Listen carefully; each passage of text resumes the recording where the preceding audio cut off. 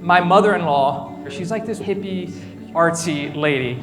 And she's got this garage in her backyard, and it's like her pottery studio. And she goes back there, and she makes the craziest pottery I have ever seen. And so one day I was like walking around back there, and I see like this one piece of pottery, and it's like a squiggly, like, thing like this. It's like maybe about this wide with like a hole straight down the center. And I'm like looking at it, I'm like, okay, not a bowl or a cup. Like, what are you gonna do with this?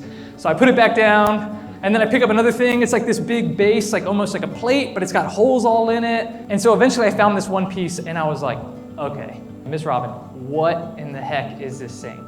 Like, I think you've lost your mind. And so what she did is she went and she got like 3 or 4 pieces, and she started putting it all together, and she got a string, and she like holds it up like this. It's all attached with a string. And she goes, look, it's a bird feeder. And I'm like, what? Are you kidding me? Like, you put all these weird pieces together and made a bird feeder?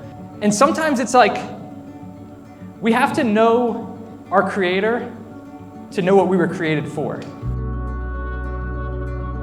So I'm looking at all these crazy pieces, and I'm like, what in the world? What is the purpose of all this? But then in the hands of the Creator, it makes so much sense. And that's like how it is in our lives, because for so long, like, I tried to figure out my own life. But ultimately, I was falling short. And what God was telling me is like, Mike, like, if you want to know what you were created for, you have to know the Creator. Because God created every single one of us with all of these like awesome traits and abilities and giftings and all these really cool things that make us who we are. Like, God has all these things in your life that He's put together, but apart from knowing Him, it means nothing. But only when we know the Creator, when we know Him intimately, does He work all of these things together for His glory.